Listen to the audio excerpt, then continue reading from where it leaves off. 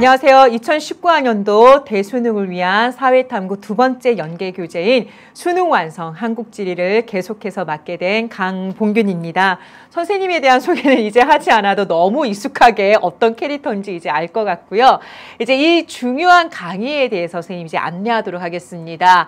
우리 앞에 수능 개념과 수능 특강은 강좌 수가 많아서 좀 여러분들이 부담스러웠을 것 같아요. 그런데 수능 완성은 딱 25강이니까 별 부담 없을 수가 있습니다. 그 다음에 교재의 특징은 아까 오픈하면서 말했지만 사탐 두 번째 연계 교재. 근데 마지막에요. 딱 수능 특강과 수능 완성 두 권에서 사회탐구는 연계가 됩니다.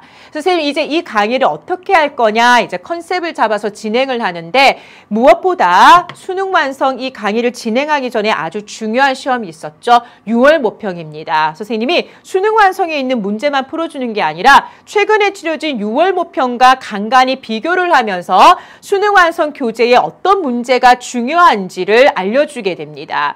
그 다음에 교재에 있는 모든 문제를 풀어주는 건 아니고요. 정말로 불필요한 문제는 어떤 경우는 아예 안 풀어주기도 해요. 그 다음에 정말 중요한 문제는 시간을 좀 많이 쓰고 그렇지 않은 문제는 시간을 덜 쓰는 등 선생님의 특징이죠. 바로 강약 조절을 해드리도록 하겠습니다. 특히나 선생님 좀 강의 좀 진행을 하면서 바로 자료실에다가 꼭 봐야 하는 문제, 즉 연계 가능성이 높은 문제 리스트를 차곡차곡 해서 업데이트해서 올려드리도록 하겠습니다. 그래서 여기도 있죠. 중요한 문제는 콕콕 이렇게 강조해 드리도록 하겠습니다. 그 다음에 가장 여러분들이 수강 후기에 많이 올리는 게 선생님 저 수능 개념 다 들어야 할까요? 또는 수능 완성을 다 들어야 할까요? 이런 인강을 어떻게 활용해야 되는지 많이 질문이 들어옵니다. 특히 수능을 앞둔 시점에서 더 답답하고 시간 없다 보니까 더 많은 궁금증이 생길 것 같은데요. 분명히 등급에 따라 그렇죠. 듣는 방법이 달라지게 됩니다. 그러니까 1등급에서 3등급, 즉 개념이 되어 있는 경우에는 다 보는 게 아니라 자료실에 탑재한 출제 예상 문제, 그리고 선생님이 좀 언급하는 문제는 좋은 문제, 또 색다른 해석도 같이 하니까 그거는 좀 골라서 들어주시고요. 그 다음에 무엇보다 스스로가 이제 이걸 해야 돼요. 수능 완성 문제 푸는 거와 함께 기출문항을 선생님이 같이 적어줄 때가 많습니다. 그래서 기출문제와 수능 완성을 같이 가야 여러분들이 보다 고난도 문제를 맞추는 게 용이하게 됩니다.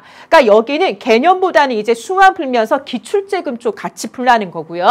4등급 이하는 왜 4등급 이하냐? 그렇죠. 개념이 덜 되어 있기 때문이에요. 그럼 여기도 마찬가지로 다 듣기가 힘들다. 그러면 이렇게 골라 들으면서 뭘 해야 되냐? 문제를 많이 틀릴 거예요. 그 이유가 바로 문제 푸는 능력보다는 개념이 덜 되어서 자꾸 수화를 벌어도 비가 내리니까 무엇보다 기출보다는 그렇죠. 개념을 반복해서 그 기초 능력을 함량해 주시기 바랍니다. 자, 그 다음에 무엇보다 요거를 한번 언급해 드리도록 할게요. 아직까지도 연계교재가 왜 중요한지 모르는 학생들이 있어요.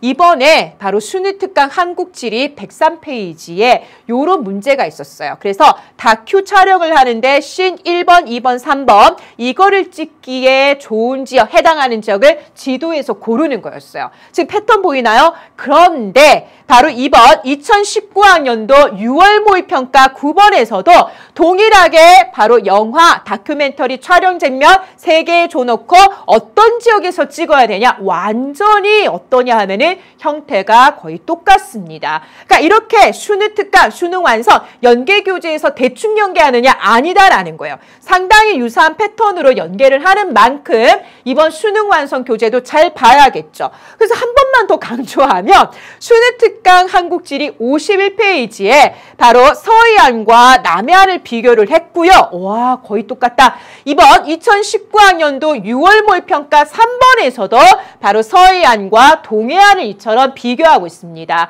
다른 과목은 모르겠지만 한국지리만큼은 정말로 연계가 많이 되고 있습니다. 그 다음에 이제 이거를 해야 돼요. 수능 완성을 그냥 막 풀면 안 돼요. 뭘 해야 되냐? 6월 모평은 그 해에 수능의 난이도라든가 그해 수능에서 특이하게 어떤 내용이 출제되는지 감을 잡을 수 있습니다. 그럼 이번 6월 모평의 5번이었는데요. 선생님이 원래 6월 모평 해설을 하면서도 약간 말했지만 작년 대수능과 비교하면 좀 쉽게 출제되었어요. 이것만 하더라도 보통 지도로 출제되는 게 되게 범람원 어느 책에서나 볼 수 있는 아주 쉬운 모식도, 즉 우리가 지형하면 지도를 읽어야 됐었는데 쉽게 출제된 그런 방향성이 보이고 있습니다. 그 다음에 2019학년도 6월 모평 1번 문제였어요. 근데 요거 잘 보세요. 뒤에 넘기니까 2016학년도 대수능 1번이 있어요. 2016학년도 대수능 1번에서 우리나라의 여러 지점, 특히 독도, 나라도는 기본적으로 들어갔죠. 근데 이번에 치러진 2019학년도 6월 모평 1번 문제를 보시기 바랍니다. 대개 이전에 출제되었던 기출과 유사한 형태로 재반복해서 출제가 돼요. 그래서 여기서 또 알 수 있는 게 바로 뭐냐 하면 한국지리는 승부를 걸 수 있겠다. 뭐만 잘해도 기출만 잘 풀어도 유사하게 출제되니까 어느 정도 대비를 할 수 있다라는 거를 모평 분석을 통해서 확인할 수가 있습니다. 하지만 여전히 어느 과목이나 1등급과 2등급을 구분을 해야 되니까 이렇게 지역을 추론하는, 그러니까 전통적으로 1등급용으로 출제되었던 지역 추론이라든가 그러한 문제는 여전히 포함되어 있습니다. 그러면 상위권은 이런 문제를 챙겨야 될 거고 하위권이 아직 개념도 안 되어 있는데 이런 문제를 다 맞추려고 하면 안 되죠. 하위권은 무엇보다 이런 기본적으로 출제되는 쉬운 문제는 다 맞추고 간다라는 마음으로 등급에 따라 또 전략을 다르게 가야 됩니다.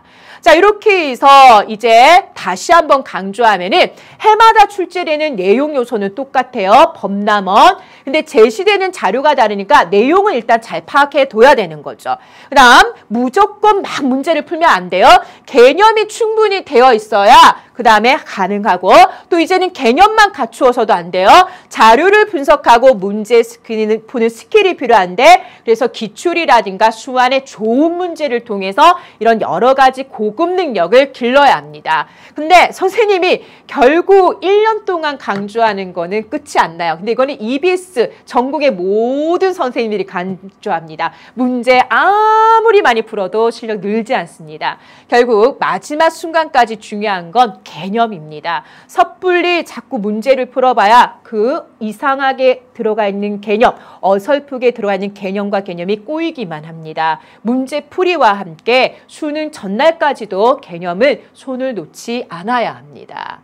자, 이렇게 해서 수능 완성 오리엔테이션 강의 끝내고요. 선생님은 1강에서 여러분들과 함께 뵙도록 하겠습니다.